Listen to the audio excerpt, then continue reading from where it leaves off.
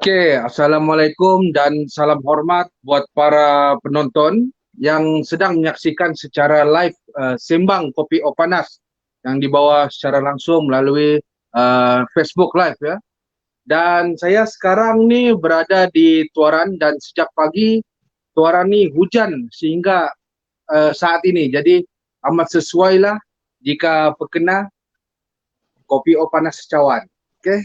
Jadi untuk bersama saya pada malam ini 4 panelis yang mempunyai latar belakang yang berbeza akan membincangkan satu isu yang sama berdasarkan situasi semasa pada hari ini.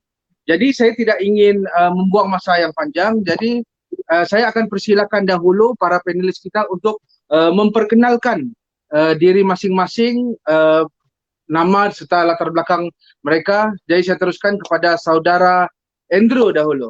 Persilakan saudara Andrew.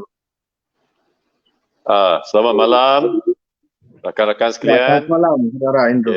Nama saya Andrew Chia. Kalau dalam Facebook, selalunya rakan Facebook akan panggil saya Onser lah. Tapi kalau kawan-kawan Melayu boleh panggil saya Abang On ke, atau panggil Onser pun boleh juga. Saya adalah seorang usahawan, niaga dan juga pengerusi ini kebajikan Persatuan Kebajikan Bunga Matahari. Okey, terima kasih saudara Andrew. Kita teruskan kepada saudara Azhar. Persilakan. Assalamualaikum dan selamat malam pada semua rakan-rakan kita. Apa khabar? Waalaikumsalam, kabar baik. Saya Azhar bin Mat Saleh. Berada di Kuala Lumpur. Sebab saya dengar tadi saudara moderator ni duduk di seberang laut. Jadi dekat sini memang jauh. Walaupun dalam jauh pun kita boleh berhubung juga dalam sembang kopi. Walaupun kopi semuanya ada dekat meja sendiri, bukan dekat kedai. Jadi latar belakang saya ni sebagai pekerja biasa di luar sana lah. Maknanya di sebuah satu organisasi. Alhamdulillah. Cuma di waktu PKP ni kena duduk rumah, bekerja daripada rumah sajalah. Itu yang saya boleh sampaikan sebelum topik kita mula kerja lagi. Okey, seterusnya saudara Majeman atau MJ. Persilakan, kenalkan diri. Terima kasih, moderator. Saya nama Muhammad Majeman. Orang panggil MJ lah. Saya daripada Sungai Buloh. Jadi saya aktivis sukarelawan. Sebab waktu PKP ni tak ada apa-apa yang banyak boleh dibuat. Duduk di rumah dan minum kopi O. Itu saja. Terima kasih. Terima kasih saudara MJ. Seterusnya kepada panelis kita yang keempat, saudara Cik Zam. Perkenalkan diri.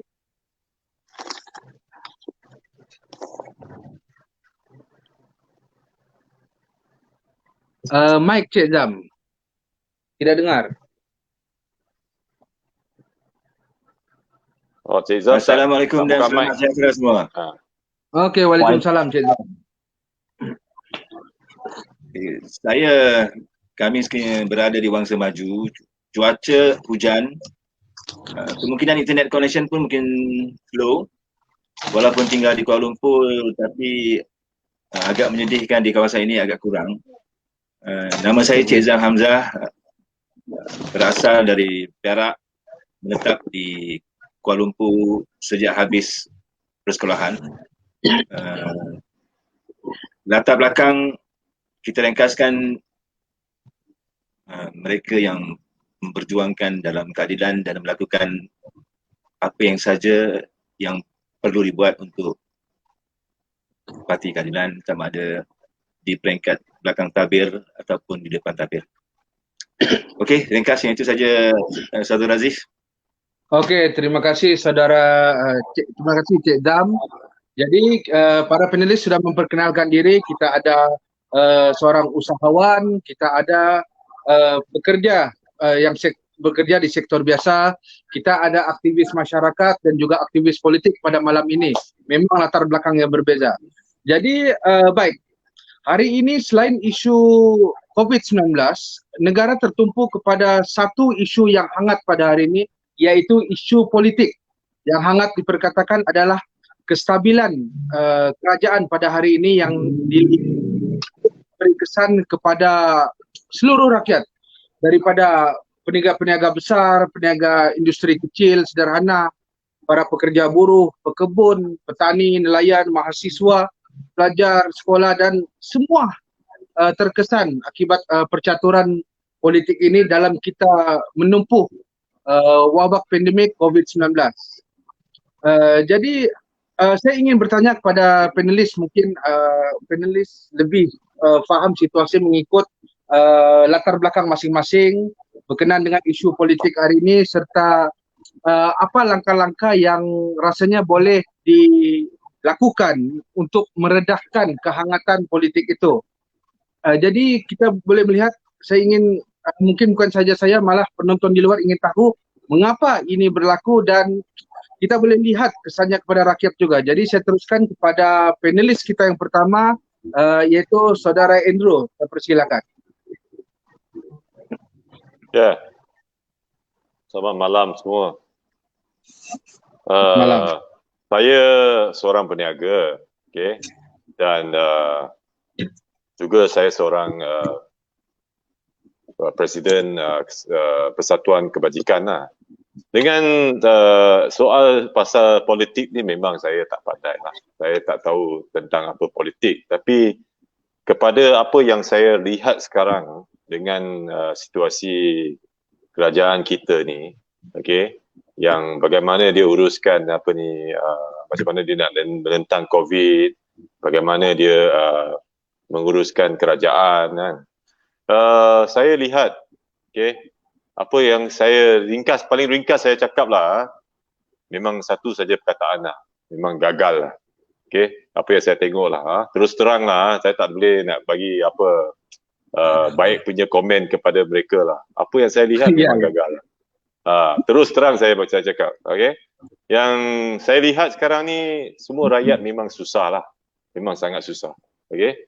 Semua hari-hari kita hantar apa ni makanan, kita bagi grocery kepada semua warga emas, orang yang susah semua. Kita lihat memang sekarang ni apa ni memang lebih ramai yang hilang pekerjaan, okay, jobless.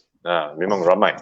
Okay, dulu masa mula-mula saya dekat saya hantar makanan kepada warga emas dan jobless tu tak ramai. Dulu tak banyak lah. Saya sediakan lebih kurang kalau itu apa, nasi, satu pack nasi saya cuma sedia dalam 50 pack, 60 pack sudah cukup. Tapi hari ni kalau saya nak hantar makanan ni kepada satu tempat, okay, sekurang-kurangnya saya kena sedia 250 pack ataupun hingga 300 pack baru cukup. Okay, kadang-kadang pun tak cukup. Sampai sana memang dalam, you tengok dalam situasi tu, orang tu semua memang berebut untuk ambil. Tapi sebabkan kita kena ikutkan SOP semua, kadang-kadang pun kita pun masalah jugalah, pening jugalah, sebab kita sebagai ini NGO, okay, kita tak boleh langgar SOP, kita kena ikut juga. Jadi kalau kita nak hantar makanan pergi sana, lepas tu kita, kalau mereka tak ikut SOP, kita pula kena tangkap.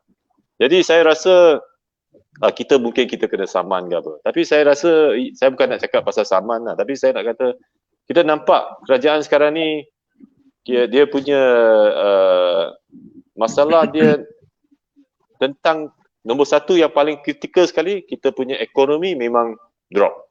Lepas tu kebanyakan syarikat-syarikat yang apa ni, yang mereka tengah bisnes pun semua, diorang pun tak dapat nak continue dia punya bisnes. Sebab apa? Sebab kadang-kadang you tahulah kerajaan macam last few months kita minta dia full lockdown, tapi dia tak lockdown, okay.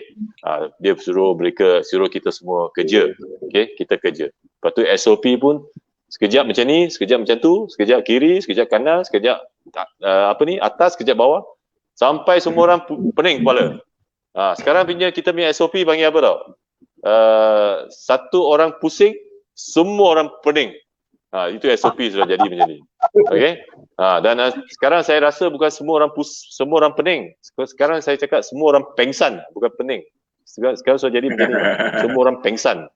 Jadi kita pun kita sebagai peniaga, memang kadang-kadang kita pun amat confused lah. Kita memang confused. Kita tak tahu macam mana kita nak buat. Sama ada kita nak buka kedai ke, nak tutup kedai ke. Lepas tu kalau kita buka, kita nak minta surat. Tapi kita nampak kilang-kilang itu semua tak payah surat atau dia ada surat ke, saya tak tahulah kan. Tapi kita kena minta surat MITI. Tapi kita minta surat MITI, kita tak dapat. Tapi kilang-kilang tu semua dapat surat. So memang susah lah. Bagikan peniaga-peniaga semua memang dah frust dah.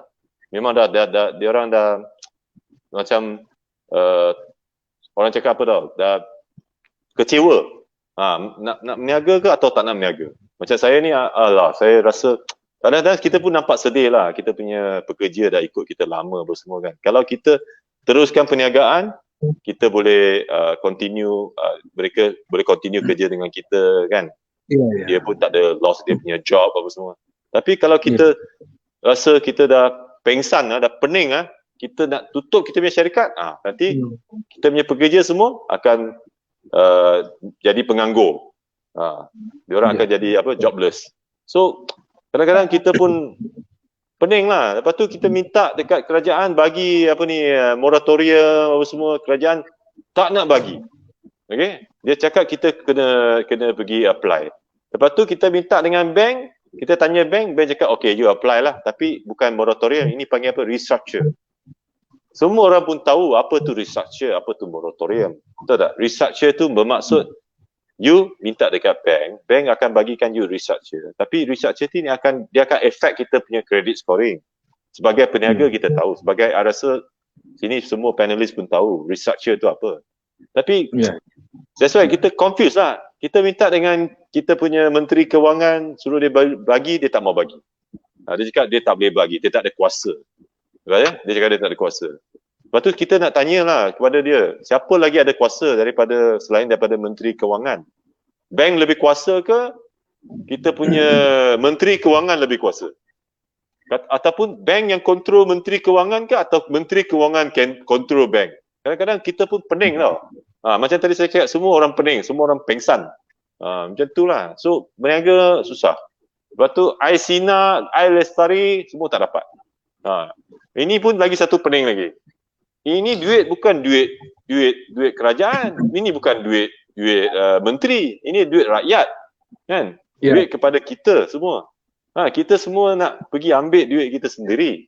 Lepas tu kerajaan cakap apa? Ini ingat ni KWSP bank ke ingat? That's why saya cakap kadang-kadang aku pun sudah jadi saya sendiri kadang-kadang saya rasa saya pun sudah pening. Sudah berniaga 20 tahun tak tahu macam mana, tak ada itu apa orang cakap, tak ada arahan lah. Kita tak ada jalan dah. Memang sudah jalan pun tak tahu mana mau jalan lagi. So banyak benda lah kerajaan lagi tengok, kadang-kadang kita tengok hari ni tengok 6,000 lebih lagi. Itu kes yang dijangkiti. Okey. Lepas tu semalam kita tengok 5,000 lebih. Tapi 5,000 lebih kalau you baca betul-betul, you tengok berapa orang yang kena swab test. Berapa orang yang buat swab test. Baru 70,000 orang buat swab test. Kena punya orang, kena jangkit punya orang 5,000 lebih. Sebenarnya ini bukan jatuh. Kalau ikut purata, okey, dia lebih tinggi tau. Saya sudah buat satu purata kiraan lah. 7.8%.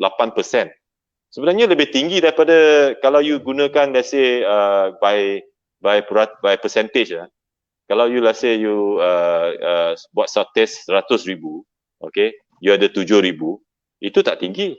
Dia baru 7%. Tapi you 70,000 punya orang swab test, you dapat 5,000 lebih, actually percentage lagi tinggi daripada 7,000 lebih tau. So I rasa ini benda kerajaan kena bagi kita satu dia punya report. Dia punya report ni kena report yang betul-betul lah. Okay, kadang-kadang report ni confuse. Okay, confuse rakyat. Bukan kita nak saya peniaga. Okay, kadang-kadang sebagai satu peniaga kan. Takkan saya hari-hari nak hantam kerajaan. Betul tak? Saya nak niaga dengan sempurna, dengan baik, dengan apa. Saya kena hormat kepada kerajaan. Betul tak? Kerajaan baru bagi saya peluang meniaga. Tapi kadang-kadang saya pun agak frust tau. Sebab kita dah duduk dah berapa bulan tau. Duduk di rumah, buka, tutup, buka, tutup, buka, tutup. So, kita dah rasa macam, alah, sekarang MCO lagi, PKP lagi, lepas tu PKPP lagi, apa lagi, alah, hari-hari PPP sampai I pun sudah jadi apa, orang cakap apa, itu PP ya. Okey, Saudara Andrew. Penjelasan yang panjang lebar. Ya. Saya memang, kalau dipanggil saya cakap 1 jam pun tak boleh habis. Okey, so kita teruskan kepada panelis kedua, masih tentang isu yang sama. Jadi saya serahkan kepada Saudara Azhar. Persilakan. Terima kasih moderator. Jika saya berkenaan dengan tadi Mr. Andrew bagi tahu berkenaan dengan statistik. Saya tak tahu sama ada orang perasan atau tak dengan plan pemulihan negara yang sekarang ni diwarkan carta ataupun gambar rajah yang kita lihat. Ada tunjuk pada bulan Jun ini baru 10% saja yang akan dicucuk. Okey. Kemudian pergi pada bulan Julai hingga September, yang antara Julai hingga September kita boleh mencapai hingga 40%. Maknanya 10% pergi 40%, ada 30% kenaikan dalam tempoh 3 bulan. Maknanya 1 bulan 10. Jadi 40%. Daripada 40% itu sehingga November, maknanya 3 bulan, September, Oktober, November naik 60%. Tambah lagi 20 saja. Kenapa dia menurun daripada kenaikan 30% dan kali ini kenaikan 20% saja. Maknanya dekat sini sama ada kerajaan sedar atau tidak, PM sendiri yang membaca ataupun membuat pengumuman pada pada gambar rajah ini, di mana dekat sini nampak 10, 40 dan 60. Jadi nampak dekat sini peningkatan mula-mula 30 and then peningkatan 20. Kalau siapa yang faham dalam mengerti erti statistik, mesti satu benda yang luar biasa. Soalan saya kat sini sama ada selepas 40 pergi 60 tu, adakah pusat pemberi vaksin yang ada 368 kita tak silap saya, dah semakin ditutup ataupun doktor dah kurang apabila kita untuk memberi vaksin pada September, Oktober, November. Sasaran 80%. Kalau 80% sasaran, kita perlu cucuk setiap hari sekurang-kurangnya 500,000 orang. Kita jangan ikut ataupun hanya memberi 1 dos pertama, itu sudah mencukupi ataupun kita panggil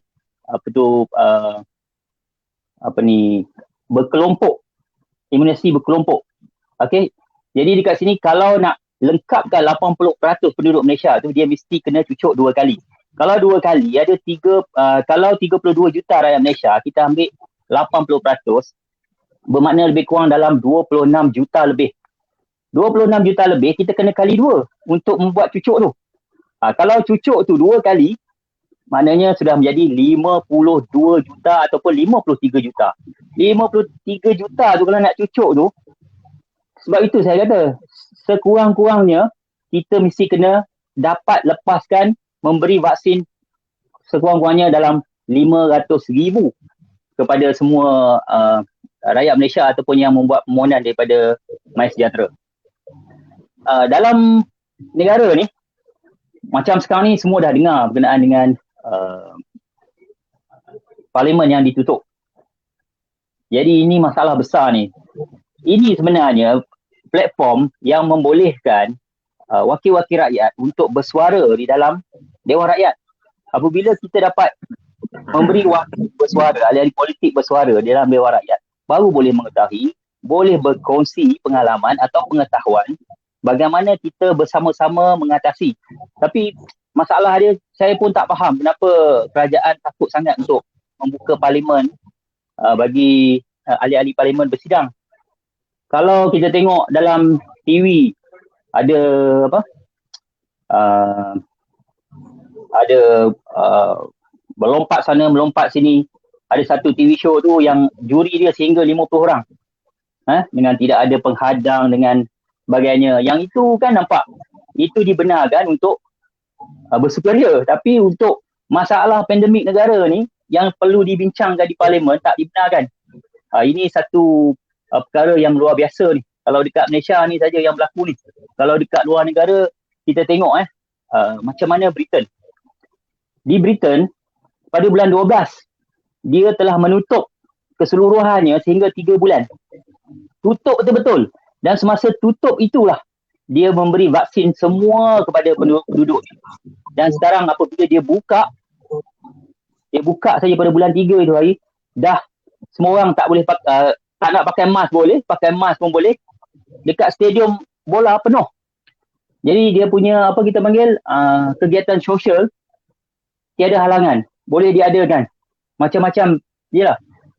Sebab itu saya cakap daripada politik punya permasalahan di negara ini yang membuatkan terkesannya atau kelembapan kerajaan untuk menguruskan hal-hal COVID ni, untuk memberi vaksin kepada rakyat, yang itu menjadi satu sangat-sangat lembab dan perlahan. So saya tak yakin kalau kita tidak boleh memberi sekurang-kurangnya 500,000 satu hari kepada rakyat untuk divaksinkan, kita tak akan tercapai sasaran 80% pada bulan 10 dan 11 ini. So itu sajalah yang saya nak sampai bagi penerangan politik yang berlaku di negara kita, Pak Masud. Okey, terima kasih Saudara Azhar. Satu penerangan yang cukup jelas, terutama sekali tentang penerangan Saudara Azhar ni boleh mempersoalkan kecekapan kerajaan pada hari ini dalam memendung ataupun cuba memutuskan rantaian COVID-19 yang kita tengok kerajaan hari ini sangat perlahan. Jadi tidak apa, saya akan ulas kemudian. Jadi kita teruskan kepada Saudara MJ seterusnya. Masih isu yang sama. Silakan. Oh, minum dulu. Minum. Sebab nak bagi panas sikit badan tu kan. Jadi saya tak nak cerita pasal vaksin. Saya sebab buat kerja sukarelawan ni, jadi macam-macam lapisan masyarakat dan golongan yang saya dah jumpa, rata-rata menyatakan kerajaan gagal.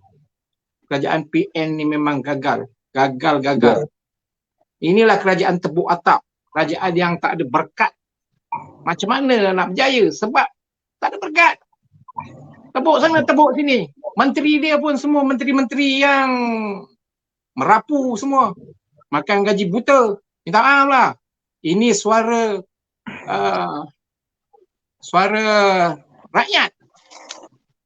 Ya, sebab dia orang semua mana sampai ke bawah macam kita di bawah ni, sukarelawan yang selalu berjumpa.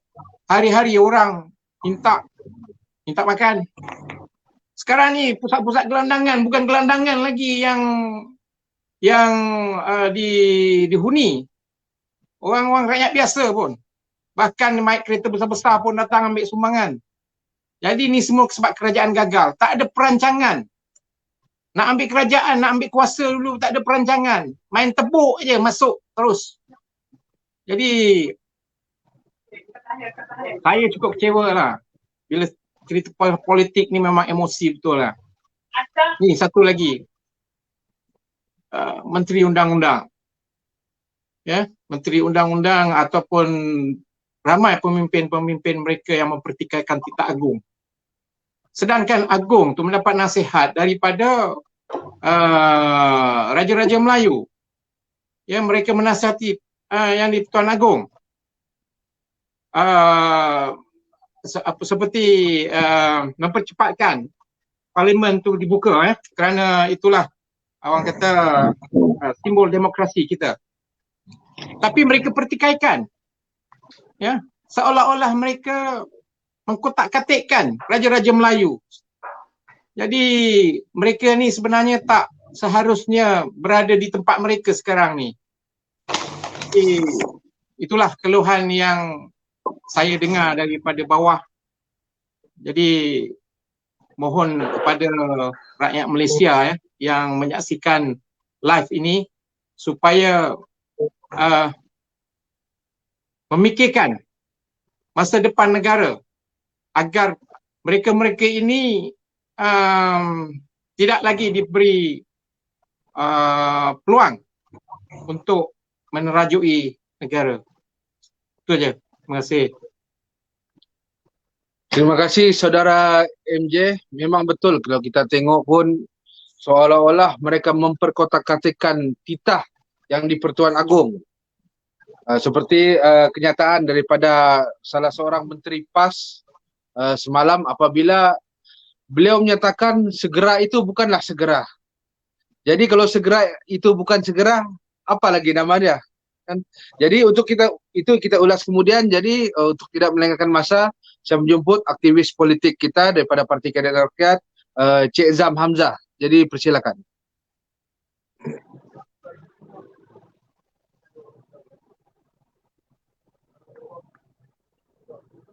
Suara Cik Zam.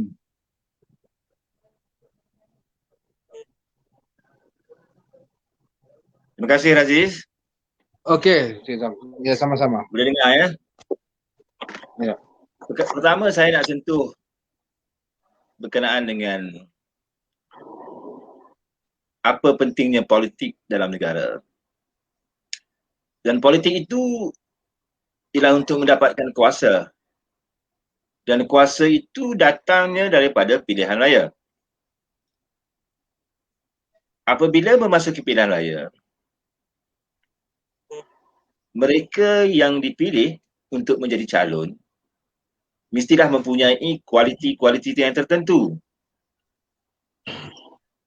Kualiti pertama yang mereka mesti ada ialah mereka mesti ada kompetensi ataupun kecekapan. Kedua, mereka mesti ada energi, mempunyai tenaga untuk bergerak ke sana ke sini.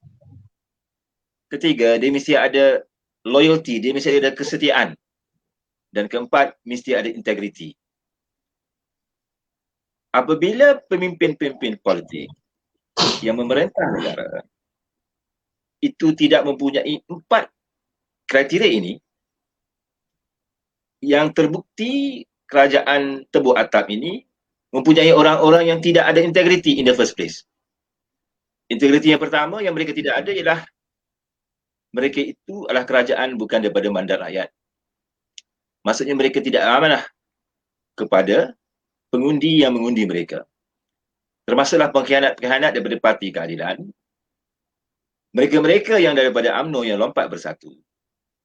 Dan seterusnya mereka-mereka yang terus menggerakkan langkah Sheraton dan seterusnya pelacur politik daripada Parti PAS.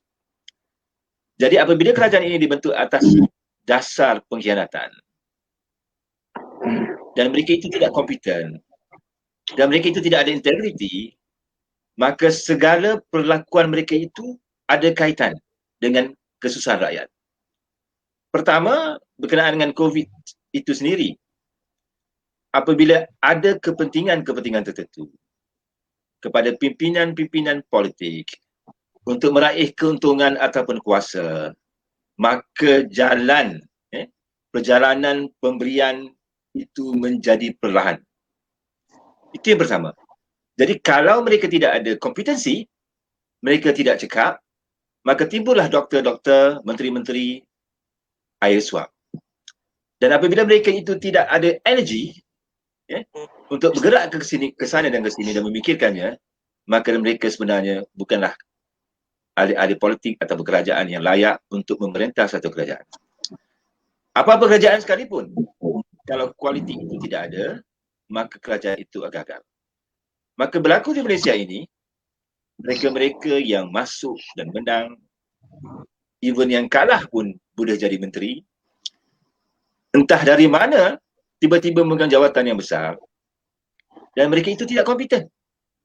So, apa sekali perancangan pun mereka lakukan, oleh kerana ia satu pengkhianatan, maka keberkatan itu tidak berlaku. Seperti orang kata, ada kata-kata mengatakan, sekiranya kamu mulakan dengan langkah kiri, sekiranya kamu lakukan dengan langkah menipu, kamu kena menipu dan menipu dan menipu. Dan akhir-akhirnya, seperti apa Abraham Lincoln kata, you boleh tipu satu orang, tapi you tak boleh tipu semua orang. Dan apa lagi, you tak boleh tipu seluruh rakyat Malaysia. Dan pada masa ini saya rasakan bahawa rakyat Malaysia sudah mengetahui bahawa ini satu penipuan demi penipuan. Dan mereka yakin bahawa kerajaan yang ada pada kali ini adalah kerajaan yang khianat, yang tidak amanah dan tidak ada integriti. Maka saya cadangkan kepada mereka, berundurlah, letaklah jawatan itu, berilah kepada mereka yang kompeten agar rakyat boleh selesa kembali dari segi ekonominya, kebajikannya, masa depannya, pelajar-pelajarnya, peniagaan-peniaganya, industri-industri tentu boleh survive. Sebab saya yakin kalau ini berlaku lagi, dalam masa 3 bulan lagi, 50,000 syarikat SKS akan tutup. PKP yang pertama, 100,000 syarikat SKS ataupun Small Medium Enterprise tutup, yang melibatkan 750,000 orang menganggur. Berdasarkan PKP yang pertama, 100,000 SKS tutup. Di Malaysia ni kita ada lebih 1.1 juta SKS. Kita tinggal 1 juta SKS. Dan kalau ini berterusan, kita akan hilang lagi 50,000 SKS dan dijangkakan lebih kurang 300,000 lagi pekerja hilang pekerjaan. Maksudnya kita hampir sampai 1 million mereka yang hilang pekerjaan. Bagaimana mereka mahu survive? Itu yang APMJ sebut tadi. Kalau dulu gelandangan itu adalah mereka-mereka yang betul-betul susah. Tetapi sekarang mereka-mereka yang berada pun terpaksa mencari makanan. Saya pergi ke Johor Bahru bersama YB Akmal. Apabila melihatkan gelandangan yang pakai smart, isteri pakai smart, mereka bekerja. Mereka bertugas di Singapura, tapi mereka tidak boleh masuk ke Singapura. Dan mereka tidur di tepi jalan. Mereka nak balik kampung rasa malu. Pada satu masa itu mereka mewah, tiba-tiba mereka hilang segala-galanya. Dan ini ada kaitan dengan pengurusan kerajaan dalam menguruskan COVID di negara ini. So, akhir sekali sebelum saya tinggalkan tentang politik, it's about time. It's about time the government has to change. It's about time the competence people to manage this country. It's the best thing. Mohyuddin, Azmin, janganlah fikir diri sendiri. Think about the rakyat. The rakyat needs more than what you need. These people are having difficulties. They are poor. They couldn't survive. Take a break. Azmin, Mohyuddin, use your money. Tinggal luar negara ataupun tidak, kalau ada kesalahan, dakwa dia, tapi please, we don't want to see you anymore.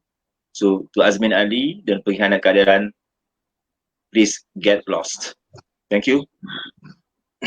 Zam, Itu jangan saja. lupa, Zam, jangan lupa pesan ke Azmin tu bawa kekasih dia sekali keluar negara.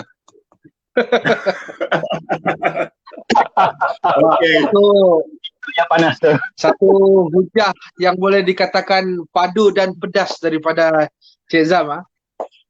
Jadi saudara Andrew tadi banyak menyentuh sebagai seorang peniaga yang telah bergiat dalam perniagaan selama 20 tahun. Beliau sendiri merasakan macam mana sakitnya keadaan ekonomi pada ketika ini, dan sepatutnya kerajaan perlu cari jalan penyelesaian yang tidak mementingkan pihak-pihak tertentu. Saya mengambil contoh pelaksanaan lockdown ini yang dikatakan total lockdown, tapi bukanlah total sepenuhnya. Sebab bila kita tengok pun hampir 100,000 perniagaan masih beroperasi walaupun nama lockdown sekarang ni adalah total. Jadi di mana total dia itu? Dan Saudara Azhar tadi sentuh tentang vaksinasi, yang mana bila kita tengok calculation yang dibuat, percentage yang dibuat dengan apa yang dilaksanakan kerajaan pada hari ini, kita tidak yakin yang sasaran itu mampu dicapai dalam tempoh-tempoh tertentu, apatah lagi timeline yang diberikan sangat pendek dengan jumlah suntikan vaksin yang kurang setiap hari. Jadi kita tidak nampak, kita tidak yakin yang benda ini boleh tercapai. Saudara MJ pula simple, lebih cakap tentang kegagalan kerajaan hari ini, tapi saya berminat tentang isu memperkotak-katikkan titah daripada yang di Pertuan Agong. Sebab kalau kita tengok dalam satu kenyataan media yang dikeluarkan oleh penyimpan mohor besar raja-raja, yang mana poin-poin dia tu kita boleh tengok selain daripada menyentuh soal COVID, soal ekonomi, diminta juga untuk membuka sidang parlimen agar semak dan imbang boleh berlaku, selain pihak kerajaan dan pembangkang boleh duduk bersama membincangkan bagaimana untuk memutuskan rantaian COVID-19 ini, dan seterusnya membincang bagaimana mau meneruskan dengan proses pemulihan ekonomi. Jadi, dan saudara Cik Azam tadi menyentuh tentang calon pilihan raya, mereka-mereka yang kianat, kerajaan tebuk atap yang mana kita tengok terdiri daripada menteri-menteri atau wakil-wakil rakyat yang tidak ada integriti. Pendek kata pengkhianat kepada mandat rakyat, pengkhianat kepada kepercayaan rakyat, pengkhianat kepada parti dan semua sekali. Dan ada satu tadi Cik Azam sentuh, yang kalah pilihan raya menjadi menteri. Dan baru-baru ni ada dilantik seorang timbalan menteri baru daripada Sabah, daripada Parti Ista, yang kita tengok keputusan pilihan raya beliau pun bukan sekadar kalah, malah hilang deposit. Diletak sebagai timbalan menteri atas kota parti politik dan bukannya atas kemampuan. Jadi di sini kita boleh lihat kerajaan yang ada pada hari ini adalah kerajaan caca marba yang tidak mampu pun untuk menguruskan negara. Jadi sudah tentu dalam kekalutan politik hari ini dengan negara berdepan dengan COVID-19, saya suka ingin berbicara soal kebajikan pada rakyat, sebab panelis-panelis tadi pun banyak menyentuh soal kebajikan rakyat yang kita tengok banyak yang terabai dan sebagainya. Jadi bila sentuh soal kebajikan ni, kalau boleh biarlah kita menyeluruh, sebab semua sekarang terkesan, walaupun mereka yang ada syarikat besar terkesan, mereka yang berkebun di kampung, petani-petani di kampung pun terkesan. Begitu juga dengan mahasiswa, pelajar-pelajar, ada yang mahasiswa stuck di universiti, ada pelajar-pelajar yang tidak dapat meneruskan pelajaran sebab tidak ada peranti, ada yang tinggal di pedalaman, tidak ada line internet dan sebagainya. Jadi apa pandangan para panelis tentang isu kebajikan? Adakah ianya sampai, atau apa inisiatif kerajaan yang kita lihat sebelum ni, sama ada ianya cukup atau tidak, atau mungkin para panelis kita boleh bagi idea ataupun cadangan apa inisiatif yang sepatutnya sesebuah kerajaan itu cadangkan atau berikan kepada rakyat semua golongan agar kebajikan semua pihak terjaga dalam kita berdepan dengan pandemik ini. Jadi saya teruskan dengan panelis kita yang pertama, saudara Andrew, boleh ulas sedikit tentang kebajikan. Terima kasih. Okey, sebab kalau ikutkan kita tengok dalam selalu kita punya kebajikan yang kita jalankan, kita hantar kepada barang-barang makanan, hantar kepada gelandangan semua. Kita nampak sekarang ni memang makin meningkat lah. Macam tadi apa yang saya katakan kan, dulu saya hantar 70, 80 paket nasi sudah cukup. Sekarang I kena sedia dalam 200, 300 baru sedia kan. Sedangkan yang setengah ni, diorang ni bukan warga emas pun. Macam saya baru-baru ni saya hantar kepada yang paling muda, saya hantar, dia datang minta dengan saya, umur dia baru 35. Saya tanya dia, 35 you minta sama saya lah? Cakap, betul lah, cakap sama onser, dia panggil saya onser. Saya susah lah, saya sudah 6 bulan saya tak ada kerja. Saya cakap, muda 35 takkan tak dapat kerja. Betul, saya cakap. Betul, dia sumpah dia di depan saya, dia cakap, saya tak dapat kerja. So, saya rasa ni dia makin serius. Benda ni makin serius. Pasal apa? Ramai yang sekarang tak ada kerja. Yang kerja dekat Malaysia Airlines, dia pilot ke apa sekarang, apa so jadi? Pilot sekarang dia bukan bawa kapal terbang, dia bawa jugalah, tapi dia bawa Grab car. Yang pilot tu pergi jual laksa, pergi jual nasi lemak. Yang dulu pakai Grab punya, dia tengok pilot sekarang pun sudah datang jadi Grab, I sudah ada kompetitor tinggi dah. So yang tu dia cakap, yang pakai Grab tu I rasa tak mau bawa Grab lagi lah, I pergi bawa Food Panda lagi bagus. Pergi pakai motor. Dulu bawa kereta, lepas tu sekarang tak nak lah, I pergi hantar makanan lagi bagus. So yang ada yang ramai lagi kena buang kerja hotel punya, kena buang kerja. Yang kerja setengah-setengah, dia macam saya baru ni, I punya kawan seorang, dia buka salon, sudah buka sebabkan kita punya PKP tutup buka, lepas tu buka salon, boleh gunting rambut, tak boleh buat tak boleh perm rambut, tak boleh dye rambut, tak boleh cuci rambut, macam-macam punya SOP. So dia pun dah samalah, kepala pun pening, lepas tu dia pun tutup dia punya kedai. Lepas tu dia pun tutup dia punya kedai, dia duduk rumah, tak ada kerja. Macam tu. So kita nampak sekarang ni situasi makin serius. So saya rasa sekarang ni, kalau kita sebagai kebajikan, kan, kita bukan boleh bagi dia yang takkan saya mau bagi you makanan sampai you boleh barangan dapur sampai 3 bulan, 6 bulan. Tak mungkinnya. Kita pun boleh tolong you pun satu ketika saja. Satu masa yang sikit saja. Yang dalam 10 hari, 5 hari punya makanan kita boleh hantar pada you. Tapi yang paling penting adalah memberikan lebih banyak kerja, peluang pekerjaan. Kerajaan kena sediakan lebih banyak peluang pekerjaan, dan SOP yang kerajaan hari ni yang nak keluarkan kena tepat. Tak boleh hari-hari tukar. Hari ni cakap macam ni, besok lain. Lepas tu besok lagi keluar satu baru punya, lagi satu baru punya. Hari-hari U-turn SOP. Hari-hari pun U-turn. Sampai kita tahulah orang mau berniaga, kan.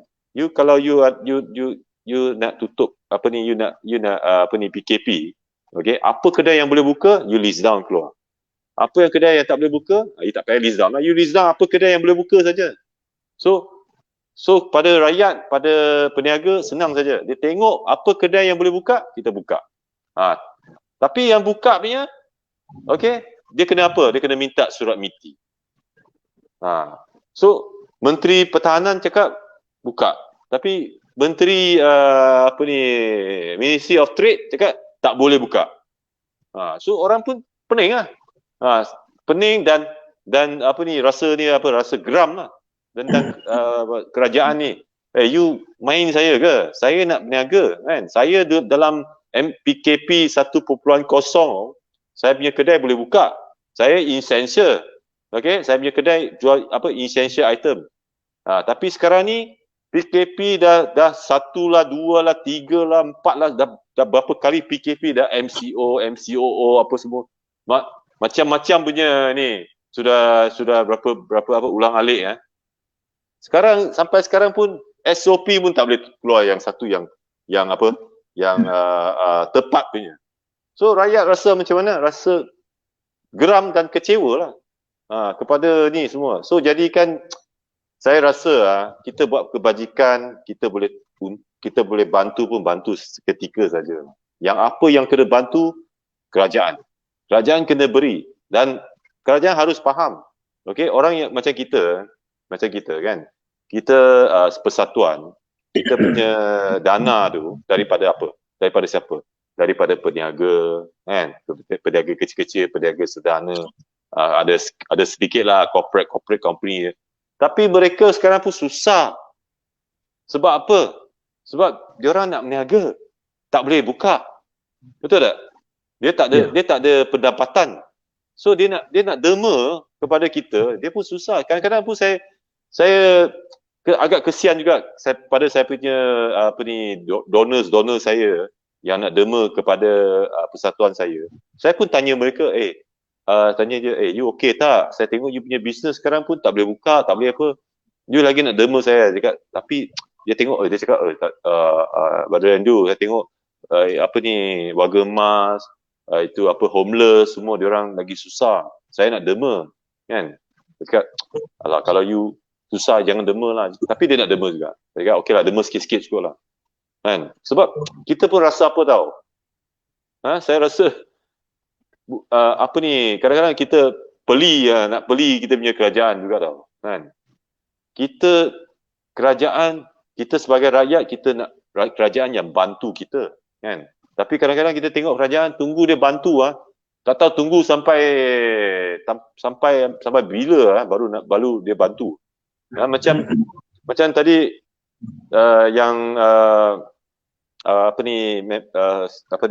saudara saudara Azhar cakap tadi, kan, kita punya bantuan pun very very slow.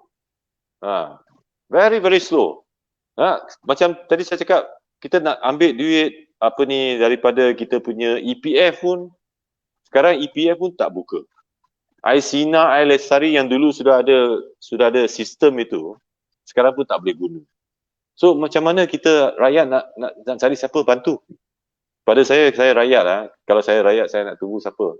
Saya nak harap kerajaan ke harap siapa lagi untuk bantu kita? So kita kena efisien lah. Saya rasa kita punya kerajaan kena buat benda ni untuk salurkan bantuan ni, kena efisien sikit lah, kan? Tak boleh slow-slow macam ni. Tak tahu sampai bila orang tunggu you bantu sudah mati pun belum bantu lagi. Ya, betul. Okey, Saudara Andrew, terima kasih. Jadi nanti saya akan ulas apa yang Saudara Andrew terangkan tadi. Jadi saya teruskan kepada panelis kita kedua, Saudara Azhar, masih berkaitan isu yang sama, iaitu kebajikan. Jadi persilakan. Terima kasih saudara moderator. Sebut pasal kebajikan ni, saya nak cerita sikit lah pengalaman. Saya tak tahu, mungkin orang lain pun akan rasa benda yang sama ataupun terkesan seperti saya. Saya mempunyai pengalaman, anak saya kena COVID. Okey, bukan satu, 2 orang terus. Bulan 2 kena, bulan 3 kena. Tapi bukan dia kena serentak. Jangkitan itu daripada yang kena tu abang dia. Kemudian adik dia kena. Jadi adik dia kena tu selepas abang dia keluar daripada Maib Sedang. Keluar daripada Maib Sedang, keputusan kami 1 orang dapat lagi COVID. Maknanya itu sebab kami tak boleh keluar masa abang dia kena tu. Dia tak boleh keluar rumah, dia diambil oleh pihak KKM, bawa kepada Maib Sedang. Dan kami sekeluarga ni kena duduk kat rumah sebab pakai gelang pink. Jadi dekat sini, di mana bantuan yang kerajaan cuba salurkan? Saya rasa sekarang, pada masa itu baru 2,000 lebih orang yang kena COVID. Sekarang ni dah 6,000, 7,000 sampai ke 9,000 tu. Jadi apa, confirm yang mana ada dekat rumah tu, dia akan kena pakai gelang pink. Tapi yang kena COVID, kena bawa ke sana. Jadi macam mana bantuan yang rakyat terima semasa keluarga dia yang dikenakan kuarantin di rumah diambil tahu? Tak dapat. Selepas 10 hari, abang dia nak balik, adik dia dapati positif. Memang tak keluar sebab siapa pun tak boleh keluar. Kalau keluar nanti kita scan, dia akan tahu dekat MySejahtera bahawa family saya ni adalah ada berkaitan dengan pesakit COVID. Jadi adik dia pula kena. Abang balik, adik kena. Jadi saya kena kuarantin 1 bulan dekat rumah. Yang bantu saya jiran, kawan baik,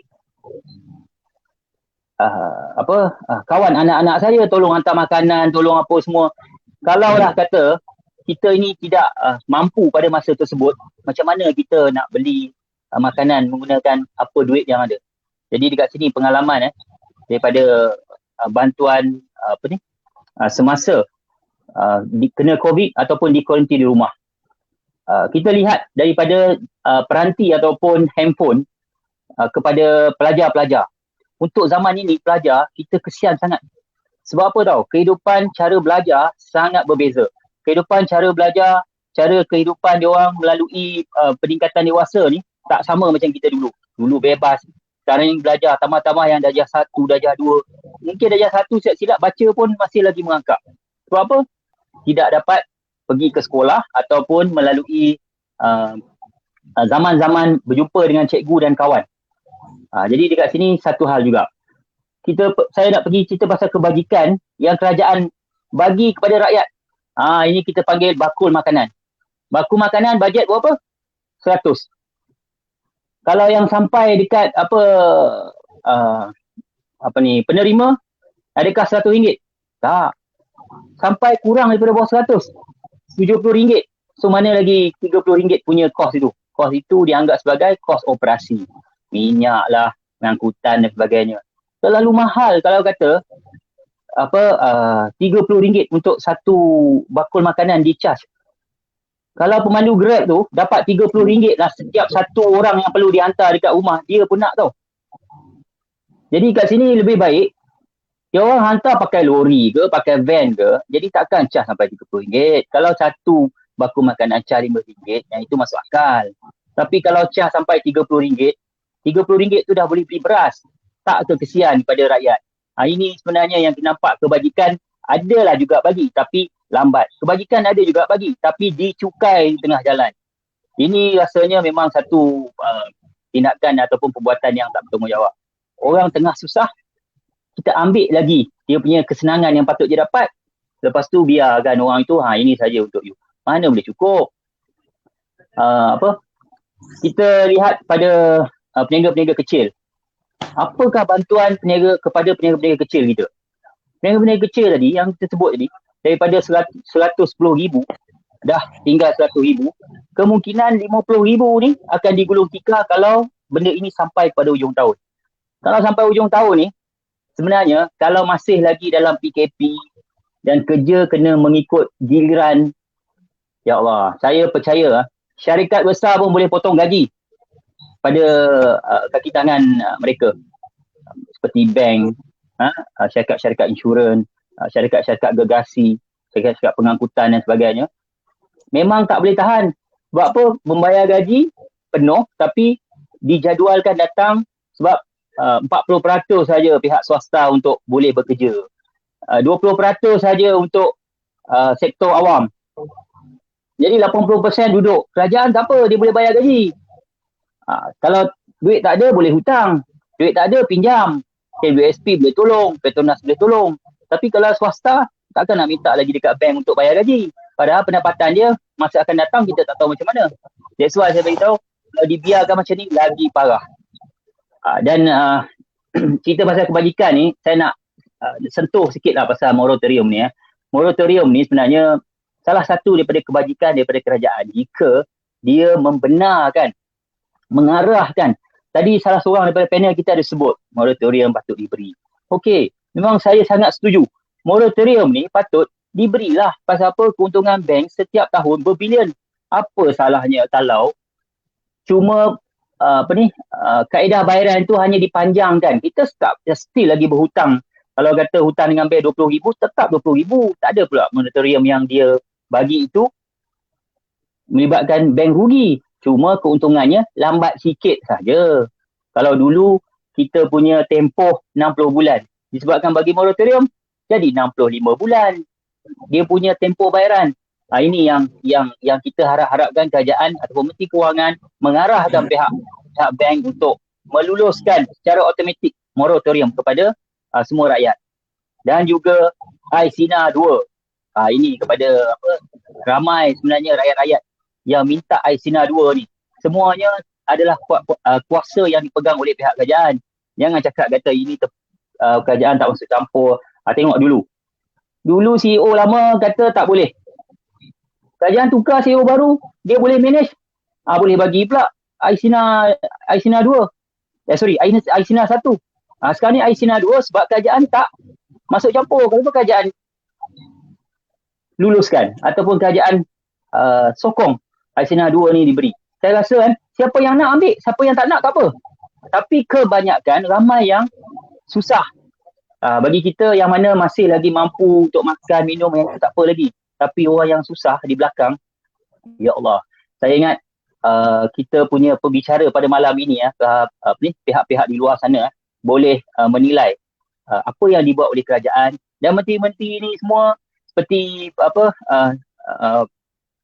panelis kita Cik Zam sebut tadi, saya sangat tertarik kata-katanya. Patutnya mereka ni kalau tak mampu step down lah, supaya pihak istana boleh memutuskan kaedah sama ada nak lantik Perdana Menteri baru ataupun Perdana Menteri interim ataupun apa saja untuk kebaikan pada rakyat Malaysia. Yang ini yang kita nanti-nantikan. So kita harap Malaysia ini boleh ditadbir dengan baik supaya fokus kepada COVID ini untuk kita matikan dia, walaupun bukan 100%, tapi boleh kita menjalani kehidupan kita seperti biasa sebelum ini. So dengan norma baru ini, yang baru kepada kita, dapat kita sama-sama ikut jejak seperti di luar negara, di mana mereka telah buka ekonomi, buka sosial, bantu rakyat. So bekerja mereka dah semacam biasa, kita boleh bergerak seperti biasa, barulah kita rasa kehidupan yang sebenar. Bukan macam ikan dalam akuarium. Okey, itu saja. Okey, terima kasih saudara Azhar. Jadi saya teruskanlah kepada panelis kita yang ketiga, saudara MJ. Teruskan, silakan. Okey, saya tertarik dengan Cik Andrew cakap tadi, ke mana lagi yang kita nak minta tolong. Jadi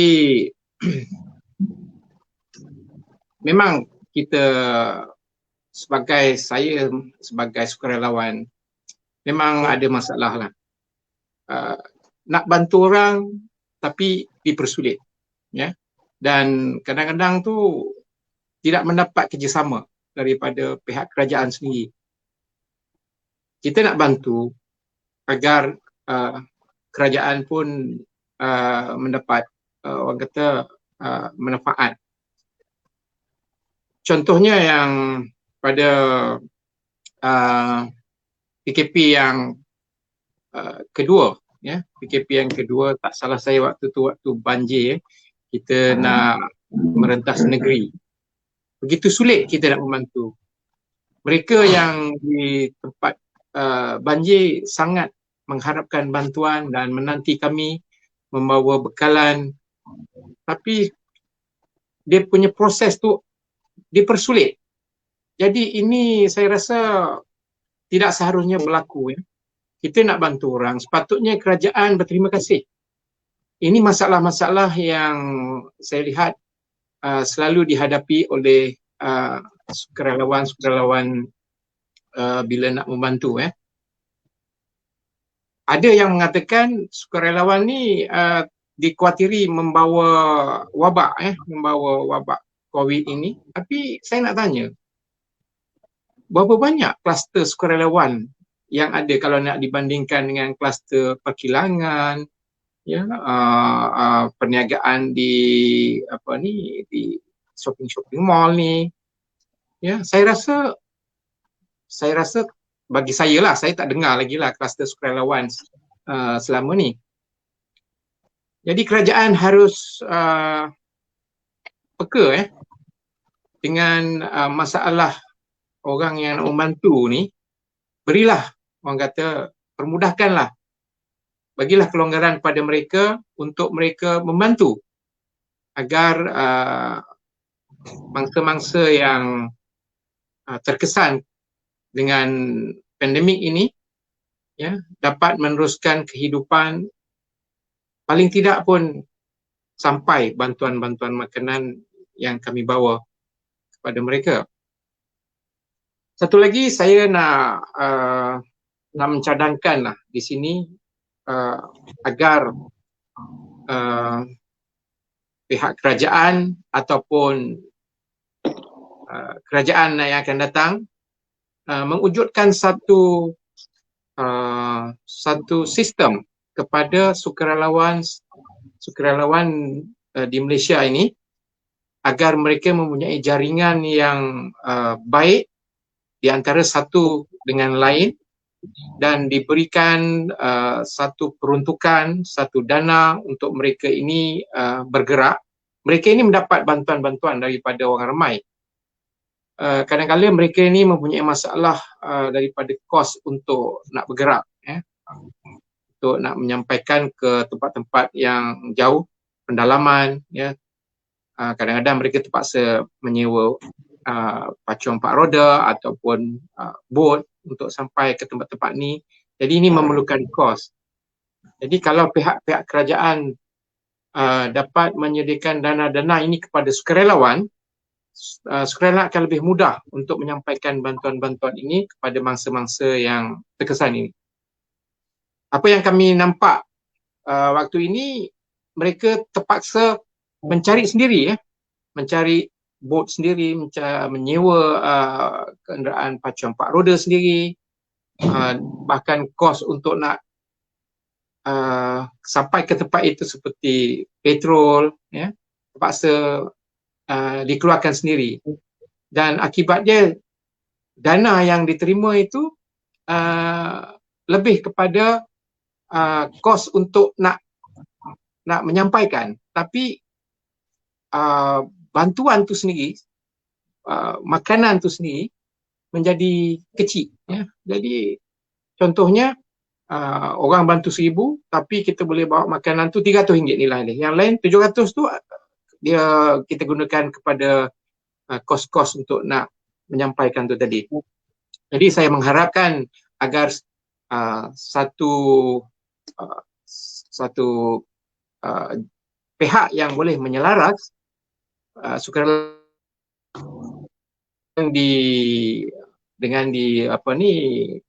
dipantau oleh pihak berkuasa agar lebih bersistematik dan lebih sampai kepada sasaran-sasaran mereka ni. Terima kasih. Okey, terima kasih saudara MJ. Jadi saya teruskanlah kepada saudara Cik Zam berkaitan isu yang sama, kebajikan. Persilakan. Okay, terima kasih saudara Aziz. Bila bila mendengar tentang usaha-usaha kebajikan yang dilakukan oleh kawan-kawan, memang cukup terkesan. Saya sendiri di 15-20 tahun dulu memang banyak buat kerja kebajikan dan aktif dalam NGO kebajikan. Dan kita sebenarnya, saudara Aziz, tanpa NGO yang membantu rakyat melalui kerja kebajikan, kerajaan tidak cukup ataupun tidak pernah berjaya membantu orang-orang miskin kerana mereka hanya mengharapkan daripada Jabatan Kebajikan Masyarakat, ataupun daripada organisasi politik yang mereka pilih pada masa itu. Jadi saya nak ucap tahniah pada MJ, pada On yang banyak membantu rakyat melalui kerja kebajikan. Saya bila sebut tentang kebajikan ni, sahabat saya Pak Mus, Mustafa Ghazalfar daripada NGO Insaf sendiri pun menceritakan kisah yang sama. Tapi yang paling menyedihkannya ialah apabila sukarelawan frontliners ini melalui NGO susah nak dapat prioriti untuk mereka divaksinkan. Maksudnya seharusnya keutamaan diberikan kepada frontliners juga, which is volunteers daripada NGO untuk dapat vaksin, supaya mereka boleh bebas bergerak dan membantu. Jadi memberi vaksin kepada kumpulan-kumpulan yang tertentu yang tidak terlibat dengan kerja-kerja di frontliners, in the first place semua perlu dicepatkan. Tapi dalam keadaan sekarang, apabila frontliners juga susah untuk mendapat, I think it's very bad for the government to do that. Berkenaan dengan NGO bantu, saya memang ucap tahniah pada MJ. Saya I think it's a very kerja-kerja yang very insan, yang very very good, you help people are very poor, dan you all tidak mementingkan sama ada daripada politik mana, parti mana, sama ada kerajaan, bukan kerajaan, ataupun parti yang tidak berparti, tidak memilih siapa yang tidak dibantu. I think it's a very good effort. Kemudian bila kita sentuh tentang kemiskinan. Kalau kita kaji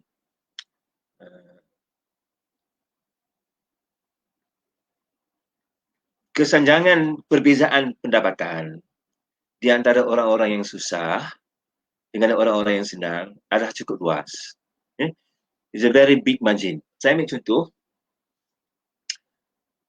hanya seorang daripada 4 orang yang boleh mempunyai simpanan dalam bank sebanyak RM1,000. Seluruh rakyat Malaysia. Hanya seorang daripada 10 orang yang mempunyai simpanan RM1,000 pada setiap bulan. Maksud bila cukup bulan tu tengok bank, balance ada 1,000. Hanya satu orang saja. So can you imagine kalau ada satu orang dengan RM1,000 saja, berapa lama dia punya reserve? Maksud reserve untuk 1,000 tu, maksudnya hanya satu orang, dia boleh bertahan sampai 1 bulan saja. Maksimum 1 bulan. Jadi maksudnya majoriti rakyat Malaysia mempunyai reserve yang tidak boleh lebih daripada 1 bulan.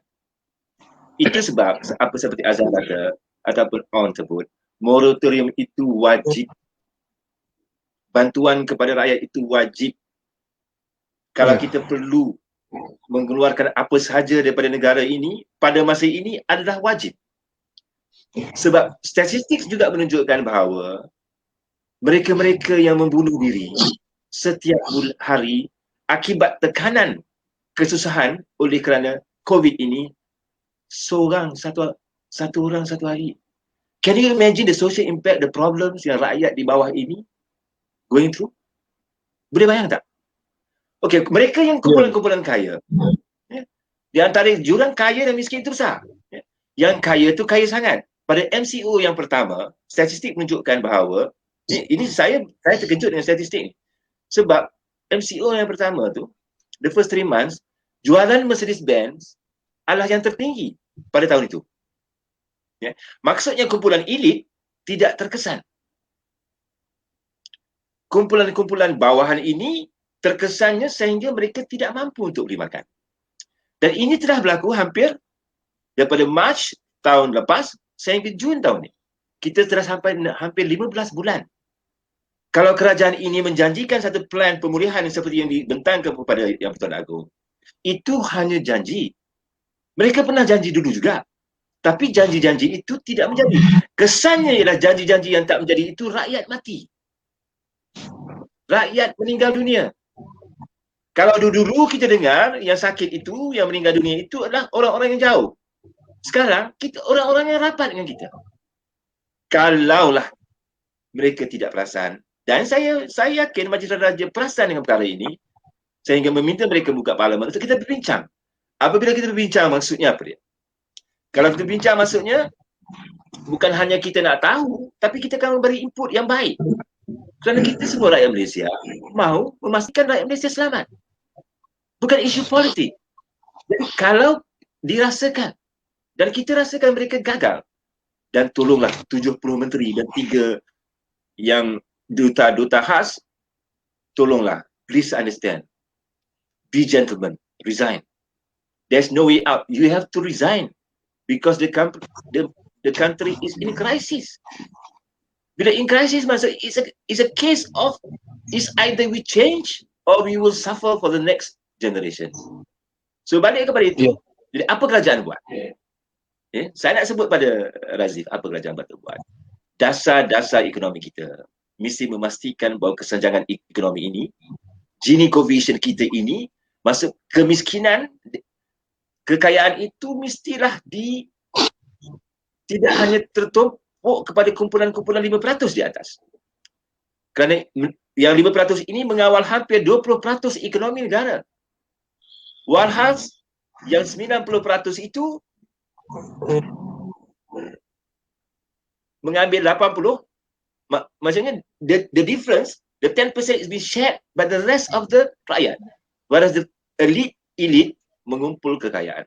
Dan kekayaan ini mereka gunakan bukan di sini. Mereka gunakan di luar negara. Walhal SKS atau SMEs yang berniaga di Malaysia ini, kebanyakannya majoritinya melabur di negeri ini.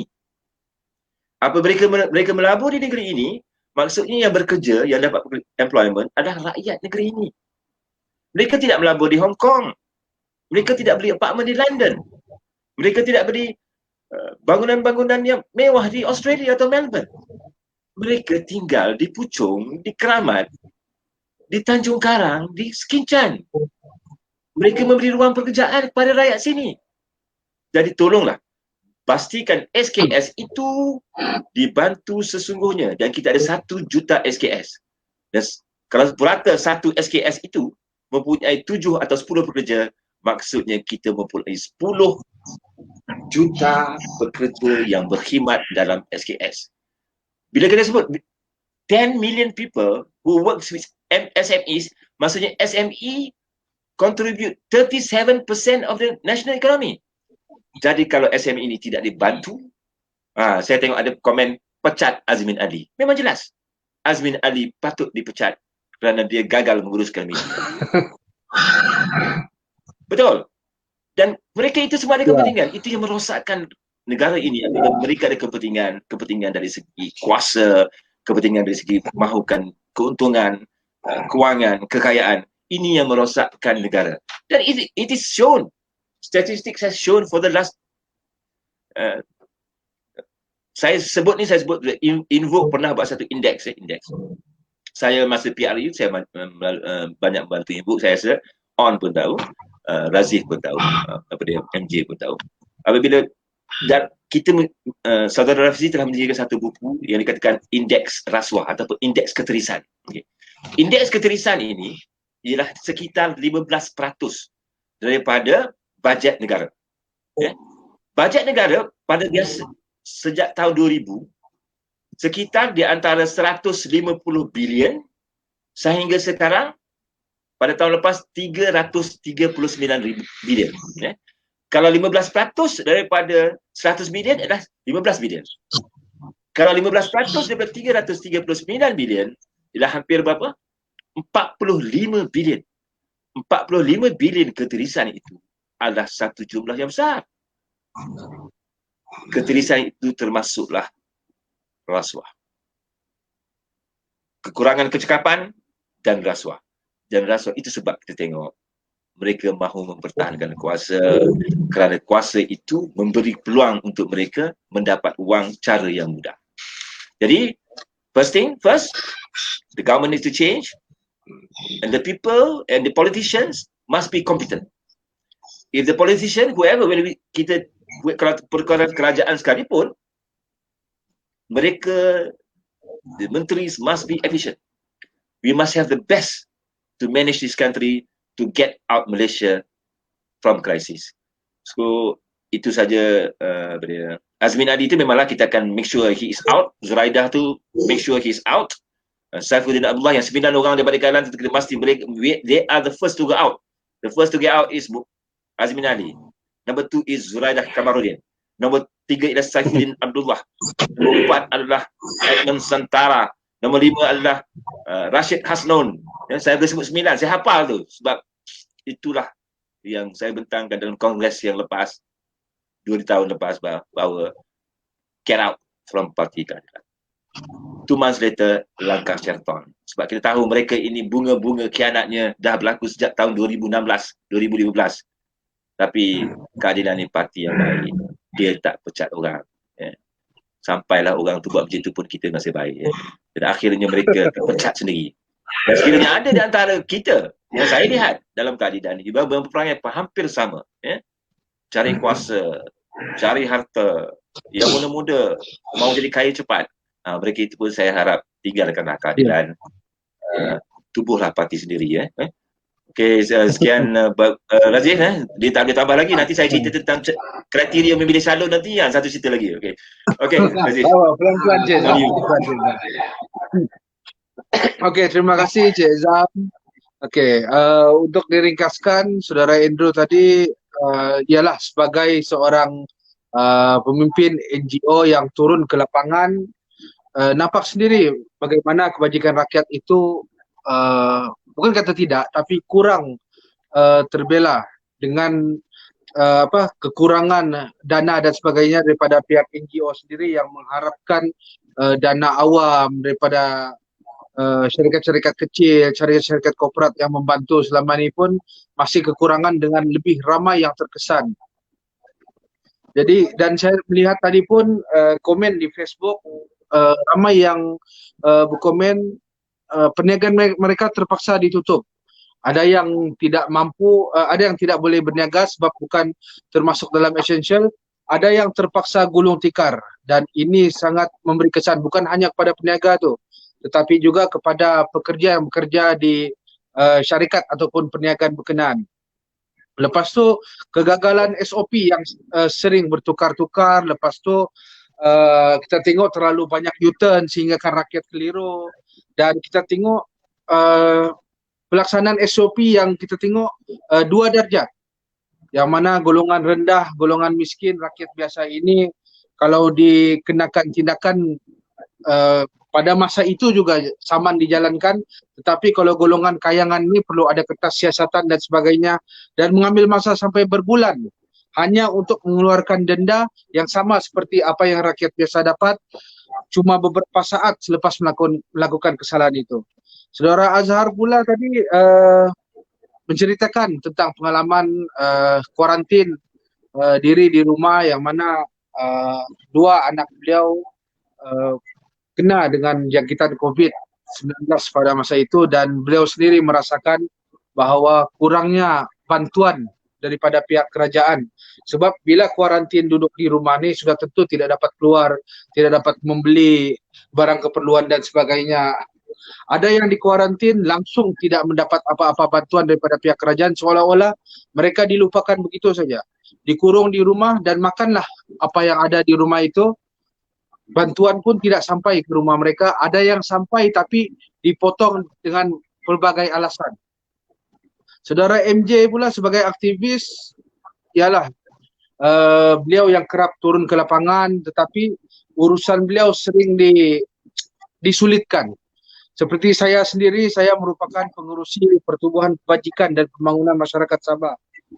Pada 3 hari pertama, 2 atau 3 hari pertama pelaksanaan total lockdown bermula 1 Jun ini, 1 Jun baru-baru ini, pada 3 hari pertama saya sudah menerima 1,800 permohonan. Ada yang meminta bakul makanan, ada yang meminta susu bayi dan seterusnya. Sedangkan pertubuhan kami pun kekurangan daripada segi dana. Lepas tu untuk bergerak pun dengan kekangan daripada pihak kerajaan dengan SOP dan sebagainya sangat memberi kesan. Jadi saya pun melihat ramailah orang yang mencari inisiatif seperti yang mana Cik Zam sendiri sebut tadi, beberapa wakil-wakil rakyat kita pembangkang terutamanya terpaksa mencari inisiatif sendiri seperti YB Akmal Nasir yang membuka JB Food Bank dan orang-orang biasalah yang bergerak melalui NGO membantu seperti Pak Mus yang disebut oleh Cik Zam tadi dengan NGO Insaf. Lepas tu ada satu NGO lagi, dia Pertubuhan Veteran Perwira Negara Malaysia yang dikendalikan oleh Dato' Halim Komiza. Saya tengok bukan hanya membantu veteran-veteran tentera tetapi membantu seluruh rakyat yang memerlukan. Dan saya juga sering melihat tidak kira sama ada wakil rakyat pembangkang ataupun kerajaan yang membuat kerja, dan saya melihat ramai orang sama pandangan seperti saya melihat kerja-kerja yang dilakukan oleh ahli Parlimen Permatang Pauh yang dikatakan sebagai contoh sebenarnya apa yang kerajaan perlu lakukan untuk membantu rakyat dalam berdepan dengan pandemik ini. Dalam beliau menjaga kebajikan rakyat, mengutamakan pengambilan vaksin, membantu usahawan-usahawan kecil, mempromosikan, memasarkan dan sebagainya. Itulah apa yang kerajaan sepatutnya lakukan. Dan Cik Zam pula ulasan beliau lebih kepada isu politik, pengkhianatan dan sebagainya. Kita boleh tengok bila beliau bercakap tentang fakta tadi, fakta yang mana yang kaya, golongan elit ni terlalu kaya sehingga kan pada first PKP pun penjualan Mercedes itu adalah yang tertinggi pada tahun itu, pada waktu itu, dalam tahun itu. Dan yang miskin pula beli makanan pun tidak mampu. Sehingga kan kita tengok peningkatan kes, selain daripada kes bunuh diri, kes penceraian juga merupakan kesan yang sangat teruk bila kita lihat yang terkesan kepada rakyat akibat kegagalan kerajaan untuk membantu rakyat. Jadi sebab itulah pentingnya parlimen ini dibuka supaya pihak pembangkang ni bukan orang kata apa, gila mau guling kerajaan, tapi kita mau bersama dengan kerajaan yang gagal ini untuk membincangkan serta mencari jalan bagaimana untuk mengekang penularan wabak COVID-19 sekaligus dengan bolehlah seterusnya berbincang dengan proses pemulihan ekonomi. Sebab sekarang ni musim bola sepak dengan Euro Cup. Jadi saya bila saya tengok perlawanan bola sepak tu saya rasa macam cemburu. Sebab bila kita lihat dengan stadium penuh sesak, semua rapat-rapat tanpa perlu pakai mask, bermaksud negara dorang sudah berjaya keluar daripada pandemik itu sendiri. Jadi kenapa kita masih tidak boleh lakukan? Sedangkan saya tengok SOP yang dikenakan, yang dikuatkuasakan oleh kerajaan Malaysia ni lebih keras daripada beberapa negara. Dan bila saya tengok untuk diringkaskan beberapa negara ni, mereka mengambil cara sebagai contoh, mereka menutup bukan saja sektor sosial, malah sektor ekonomi mereka tutup sepenuhnya. Ada yang ambil masa 3 minggu, 4 minggu, ada yang sebulan, ada yang 2 bulan. Mereka tutup sepenuhnya agar tidak ada lagi jangkitan berlaku, dan selepas bebas daripada jangkitan-jangkitan barulah sektor ekonomi itu dibuka secara berperingkat. Ini adalah benda yang simple. Tapi benda yang simple ini pun tidak mampu difikirkan dan tidak mampu dilaksanakan oleh kerajaan hari ini, sehinggalah rakyat sendiri menggelar kerajaan hari ini sebagai kerajaan yang gagal. Jadi itu saja sebelum saya mengakhiri semua. Saya juga ingin mendengar buat kali terakhir ulasan-ulasan daripada panelis kita selepas kita berbincang soal politik semasa dan juga soal kebajikan sebentar tadi. Jadi pertama saya ingin serahkan semula kepada panelis pertama kita, Saudara Andrew, sebagai ulasan terakhir daripada beliau. Jadi saya persilakan. Okey, terima kasih Saudara Raziz. Okey, sebenarnya saya rasa agak sedih lah kadang-kadang tengok situasi sekarang ni, ramai yang tak ada nasi makan, lepas tu kebuluran. Macam tadi saya pergi buat kebajikan pun saya dengar daripada satu makcik, dia kata hari tu dia terpaksa makan nasi yang basi sebabkan terlalu lapar, sampai macam tu situasi sekarang. So benda ni orang kata apa sekarang ni, kena COVID mati, okey, tapi tak ada nasi makan pun mati juga, tak ada benda makan pun boleh mati juga. Lepas tu terlalu stres, ada yang sampai hilang kerja. Baru-baru ni tadi ada satu berita, ada seorang wanita nak bunuh diri sebabkan dibuang kerja dan dibuang daripada tuan rumah kerana dia tak bayar sewa. So stres pada satu orang pun boleh menjadikan orang nak bunuh diri. So saya rasa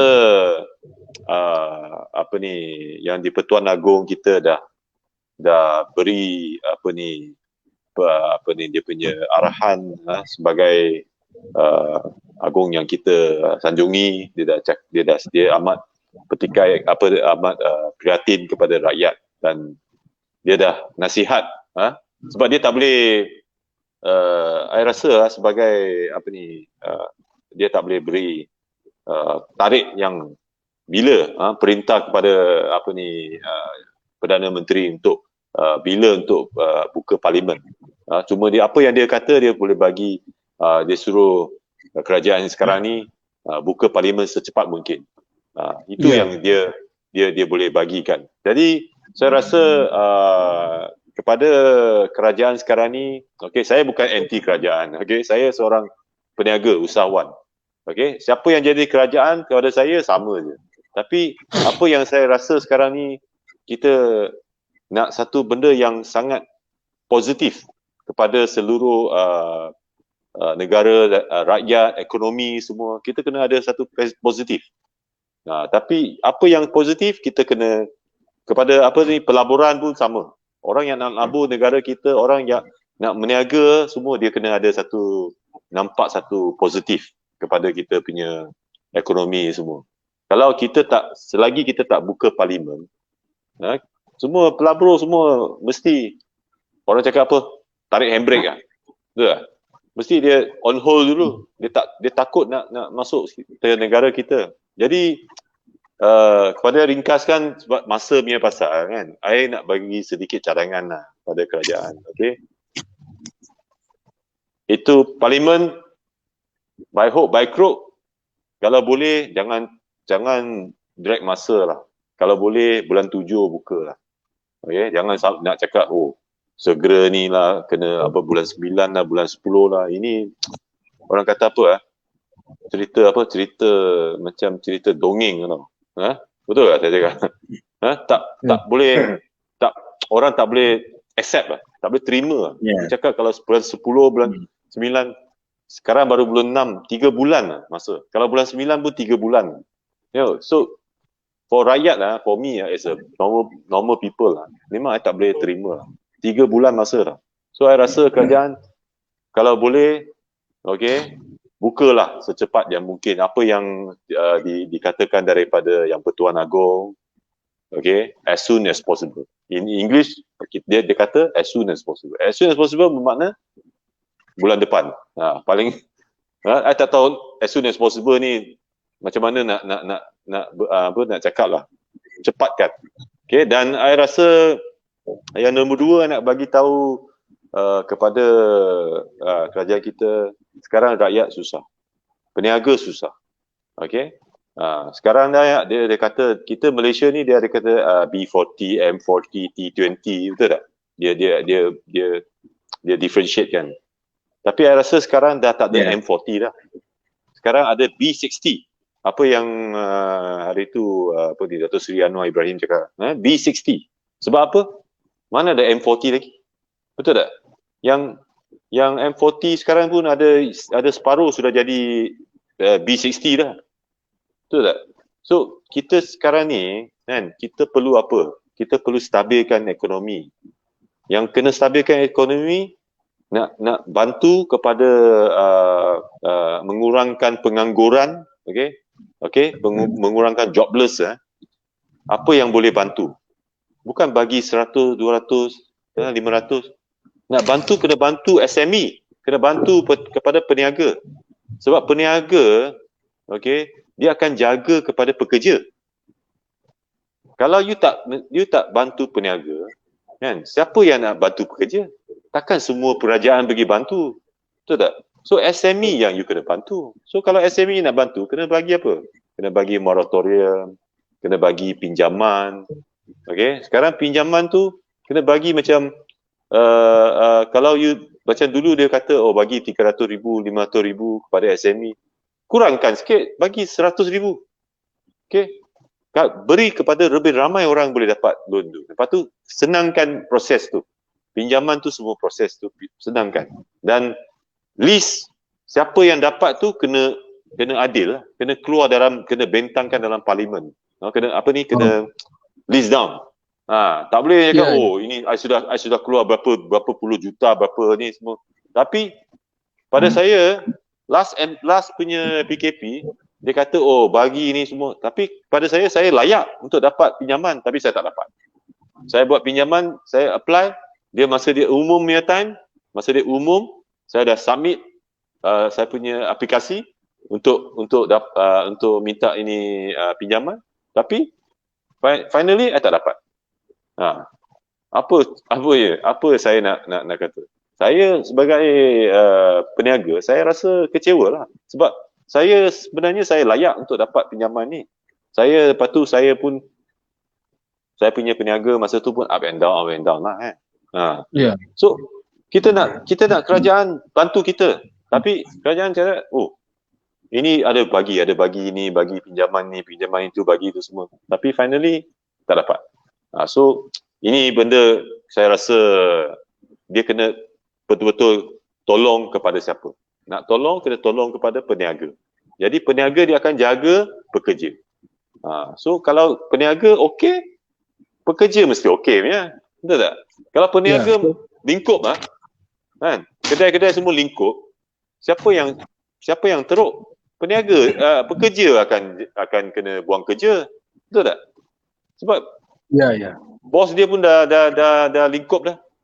So benda ni kena ni lah. Yang lain tu vaksin apa semua kena cepat lah. Macam tadi saudara Azhar cakap, kena ada at least 500,000 sehari. Yang kita punya Menteri Sains Khairy Jamaluddin kata bulan depan 200,000. Tapi saya kira kalau macam tadi saudara Azhar cakap 200,000 pun saya rasa kena sampai next year. Vaksin tu baru boleh capai 80% orang imunisasi. Tapi kalau sampai next year, kita punya ekonomi akan kita boleh nampak seluruh dunia, banyak negara yang dah capai 80% ke atas. Ekonomi dia apa? Meloncut. Naik, ekonomi naik. So kita pun harus fikirlah benda ni kan. Ini benda serius kan. Kalau let's say kerajaan kerajaan tak ada dia tak cukup manpower ke, tak cukup dia boleh guna swasta, guna klinik, guna apa saja yang you boleh guna, sama ada bulan sabit ke apa ke, boleh guna kan. Ataupun you you buat lagi satu training kepada mungkin bomber. I tak tahulah benda ni, sebab ni injection kan, ini kena ada sikit skill dalam kesihatan lah kan. Tapi macam mana pun kena fikirlah macam mana nak bagi secepat mungkin. Apa yang Di-Pertuan Agong kata fast and furious. Tak boleh slow macam kura-kura. Mampu ya. Macam parlimen kata nak buka, nanti cakap sekarang banyak orang yang tua-tua, nanti yang tua-tua tu semua dah inject vaksin, brother. Kan? Semua dah inject vaksin. Kita orang saja tak inject vaksin kan. Semua tu yang cakap tua ke apa, semua dah inject vaksin kan. Sampai dia punya bukan saja mereka sudah inject vaksin, dia punya pembantu, dia punya apa pun sudah inject vaksin.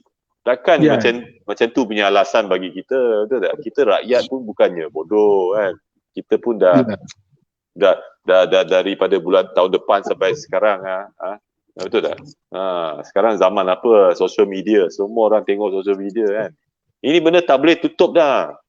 No. So I think it's the best is as fast as possible kasih bagi buka parlimen, okay?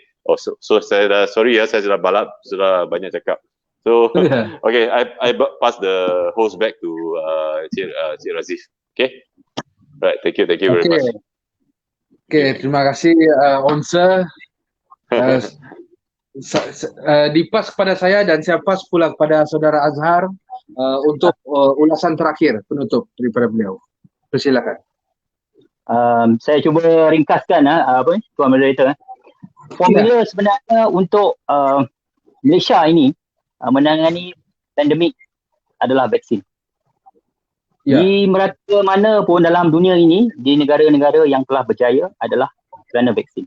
Apabila telah mencapai 80% dan ke atas, semua telah mendapat 2 kali dos, maka Malaysia ini dianggap sebagai, dia tak kata bebas, tapi kita boleh bergerak bebas dengan mengikut SOP-SOP. Jadi di sini barulah ekonomi dengan ketanggahan semua pekerja-pekerja boleh bekerja seperti biasa dan ekonomi kita boleh dipacu dengan baik. Jangan menyulit untuk rakyat mendapat vaksin dengan mengisi online punya application, borang dan sebagainya. Kita dah ada MySejahtera. Kalau dah sampai, kalau orang yang belum dapat vaksin, why not KKM hantar dalam satu area, contoh saya beritahu katalah dia nak pergi ke Sentul. Okey, kawasan Sentul sekarang kita nak vaksinkan semua orang. Dia umumkan, bawa lah 10 van ke apa ke, pergi ke sana, buka, pergi setiap apartmen tu, dia boleh vaksinkan satu hari untuk seluruh apartmen ataupun di kawasan Sentul tu. Satu kenderaan boleh cover untuk apartmen 2-3 biji. Satu kenderaan lagi boleh cover untuk dia. Barulah nama dia imunasi berkelompok tu. Jadi kawasan itu telah di-cover dengan semua telah mendapat vaksin. Barulah ini cara yang betul. Lepas ini saya nak sarankan kepada semua rakyat Malaysia untuk melihat semula pelan pemulihan negara di mana peratusan yang disebut 10 pergi naik 40 pergi naik 60 tu, tengok betul ke tak? Mula-mula naik 30, kemudian naik mula-mula 10 naik ke 40, maknanya 30. Daripada 40 pergi kepada 60, maknanya kurang, dah jadi 20 saja. Perhatikan balik, yang ini sebenarnya dipersembahkan pada rakyat satu perkara yang lawak bagi saya lah. Berapa orang yang tak perasan, tapi lihat semula.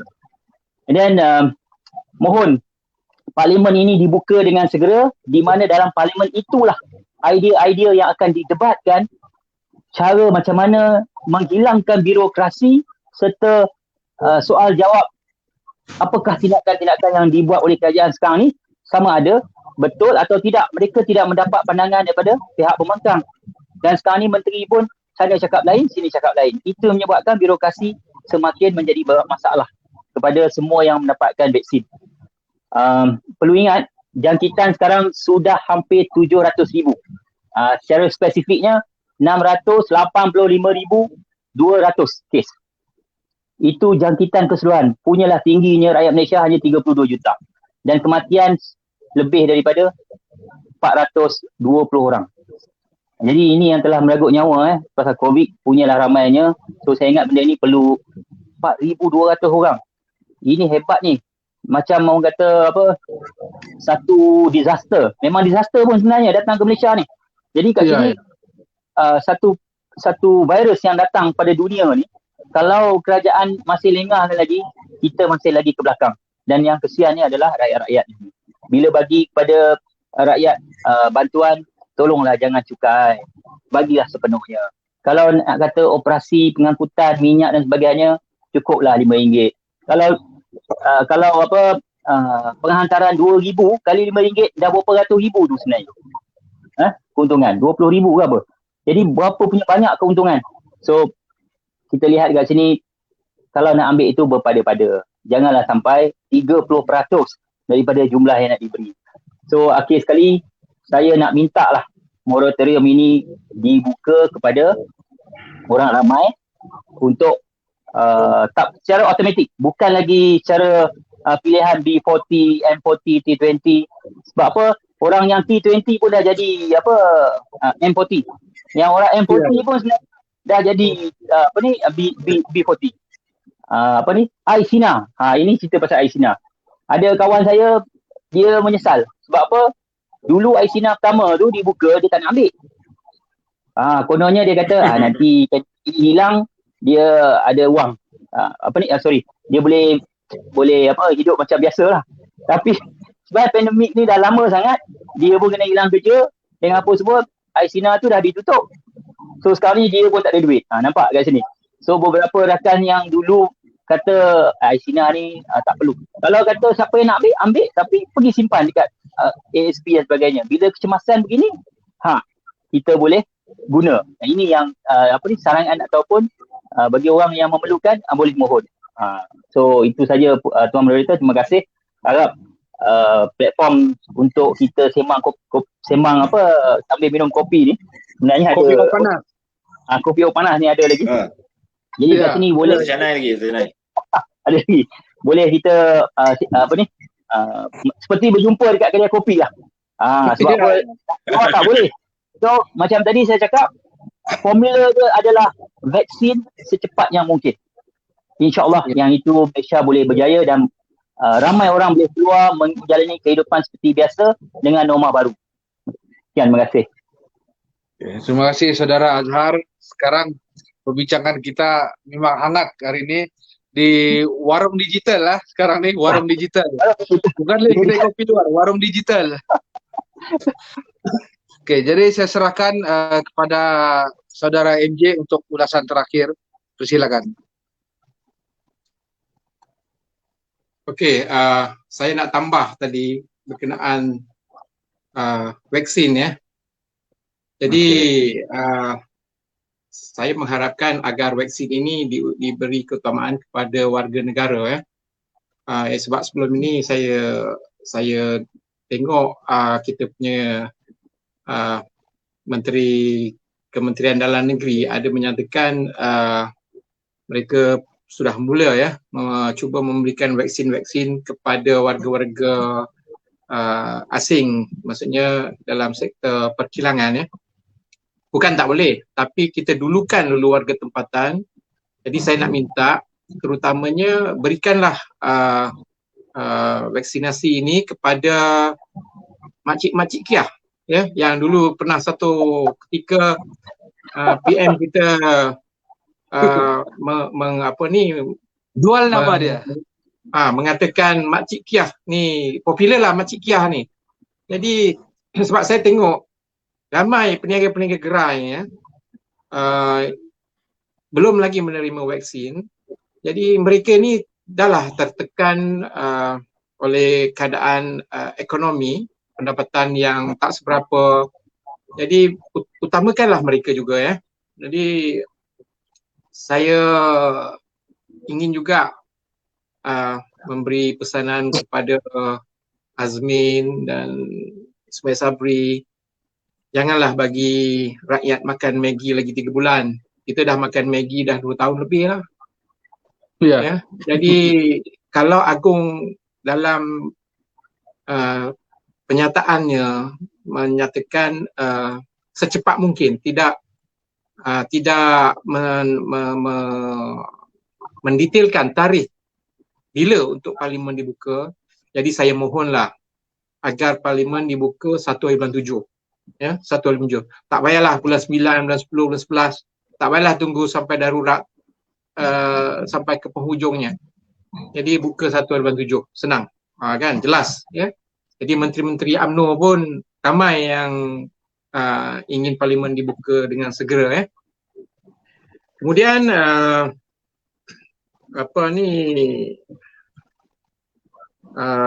untuk para sukarelawan, saya mengharapkan anda semua agar terus memberikan komitmen untuk membantu walaupun dalam keadaan kesusahan sekarang ni, maksudnya dalam keadaan sulit. Sebab kita ni bila dah suka membantu orang, kita dah jadi satu edik ya untuk nak bantu orang. Bila tak dapat bantu orang tu kita rasa macam kecewa. Kan? Jadi teruskan usaha murni anda itu agar mendapat barokah dan diberkati usaha-usaha kita ini. Jadi saya serahkan kepada moderator, itu saja. Okey, terima kasih Saudara MJ. Jadi untuk panelis terakhir dengan ulasan terakhir, saya serahkan kepada Cik Zam Hamzah untuk ulasan penutupan daripada beliau. Persilakan. Terima kasih Razi. Saya baca satu komen, dia kata sekarang dia makan angin saja, buka tingkap makan angin sebab nak pasang kipas pun tak ada duit, nak bayar bil elektrik ya. So I think jangan anggap perkara ini perkara yang is a joke, is a serious matter. Bahawa Ya. betul sampai ke tahap nak bayar bil api pun tak ada. Jadi that means you have to, nak dapat fresh air kena buka tingkap. And perkara-perkara ini adalah perkara-perkara yang real ya. This is real. Saya nak bagi tahu pada menteri-menteri, this are real. People di bawah sedang dalam kesisaan, kamu di atas bermesyuarat dalam bilik aircon ya. Hal-hal yang di bawah ini, sukarelawan yang turun ke padang, ada YB yang turun ke padang, melihat sendiri seperti YB Izzah, YB Akmal, beberapa YB seperti Datin Tan UQ yang MP saya di Masa Maju. These are real matters. These are real matters. Bukan retorik sebab kita nak tukar kerajaan, bukan politik sebab kita benci pada kerajaan. These are real issues yang melibatkan rakyat-rakyat biasa yang susah dan tidak ada wang. Jadi lupakanlah kuasa itu, ingatlah bahawa rakyat is in need. So please leave. Rakyat wants you to leave. Rakyat bukan marah sebab jealous. Rakyat wants you to leave because you cannot deliver. You dah janji. Saya ingat dulu bila Azmin adik-adik kerajaan PH, dia rampas dari PH, dia kata kalau PH merintah ramai orang akan mati. Mulutnya masing, dia perintah lebih ramai rakyat yang mati. So, Prince Muhyiddin, ayah you orang yang baik, datang keluarga baik. You ada ilmu agama, you know what is right. Please, let go, resign, then we can have a better, insyaAllah, a better and good, competent government. If that government cannot deliver, we will tell them, please deliver or also you have to go. So, last and thank you, wabillahi taufiq wa hidayah, and kepada mereka yang melihat secara live, saya apologize, saya minta maaf kalau ada kekurangan dari saya. I'm not a politician. To be frank, I'm not a politician. Tapi dalam parti saya buat kerja-kerja seperti salah satu perkara yang saya buat ialah audit, memastikan bahawa calon-calon yang akan bertanding adalah mereka-mereka yang betul-betul ikhlas, amanah, integrity, competent, they have the energy, they want rakyat, serve the rakyat first, then serve their throat. Those are the people that we want. So, thank you viewers. InsyaAllah ada masa lain kali kita jumpa lagi dalam sembang kopi panas. Kali ini apa dia, Lazif tolong bawa kopi lebih sikit lah. Kopi saya yang panas dah sejuk sebab kita janji 1 jam, sekarang dah 1 jam 49 minit. Okay, sekian. Wabillahi taufiq wa hidayah. Wassalamualaikum warahmatullahi wabarakatuh. Okey, terima kasih Cik Zam. Okey, terima kasih kepada para penonton yang mengikuti. Sepatutnya rancangan pada malam ini cuma sejam, tapi tidak sangka masing-masing mempunyai rasa ingin meluah sesuatu dengan apa yang berlaku pada hari ini, sehingga kita direct kepada sejam 50 minit sekarang ini. Sebenarnya bila kita tengok panelis kita ni datang daripada latar yang berbeza. Peniaga, pekerja, aktivis sosial, aktivis masyarakatan, ada aktivis politik. Jadi saya cuba mencari pro dan kontra dalam isu yang kita bincangkan. Namun bila disimpulkan, akhirnya kesimpulan dia adalah kerajaan hari ini gagal menangani wabak COVID-19, gagal untuk memulihkan ekonomi itu, dan yang paling penting gagal menjaga kebajikan rakyat. Dan sebelum akhiri, saya ada teringat tadi bila mendengar penjelasan daripada para panelis tentang satu kenyataan daripada ahli Majlis Tertinggi Bersatu, Muhammad Faiz Na'man kalau tidak silap nama dia. Dia menggelar mereka yang mendesak untuk buka sidang parlimen ini sebagai binatang politik, yang saya rasa cukup biadab datang daripada mulut seorang pimpinan dalam kerajaan. Sedangkan bukan sahaja rakyat, malah yang di Pertuan Agong sendiri telah menitahkan untuk membuka sidang parlimen segera. Maka gelaran binatang politik ini tidak sepatutnya keluar daripada mulut beliau. Dan alasan yang beliau berikan pun sangat dangkal. Alasan yang beliau berikan ini kerana 50% belum menerima suntikan vaksin, sebab itulah parlimen tidak boleh dilaksanakan. Dan bila kita tengok hampir 100,000 sektor ekonomi ataupun perniagaan dibenarkan beroperasi. Jadi adakah 50% rakyat sudah disuntik vaksin? Belum sampai. Tapi mengapa sektor ekonomi itu masih boleh beroperasi? Kenapa parlimen tidak boleh? Setahu saya, ahli-ahli parlimen dan juga petugas-petugas telah pun divaksin dan antara kelompok yang pertama, yang terawal diberikan suntikan vaksin. Jadi bagi saya alasan yang beliau berikan itu sangat dangkal. Jadi itu saja daripada saya. Terima kasih buat para penonton, terima kasih buat para panelis yang sudi meluangkan masa malam ini berbincang bersama isu politik semasa dan juga berkenaan dengan yang paling penting, kebajikan rakyat. Apapun kita akan bertemu pada siaran seterusnya, Sembang Kopi O Panas, pada siaran yang seterusnya, mungkin pada hari dan waktu yang sama, Jumaat dan malam. Semua yang baik itu datang daripada Yang Esa dan segala buruk itu datang daripada para pengkhianat dan kerajaan-kerajaan gagal yang gagal untuk menjaga kebajikan rakyat sehingga berlakunya forum kita pada malam ini. Sekali lagi terima kasih saya ucapkan, mohon maaf jika ada terkasar bahasa ataupun ada yang terasa, dan itu saja, sekian daripada kami untuk malam ini. Assalamualaikum warahmatullahi taala wabarakatuh dan selamat malam. Terima kasih. Waalaikumsalam. Okey, terima kasih sama-sama. Terima kasih. Thank you.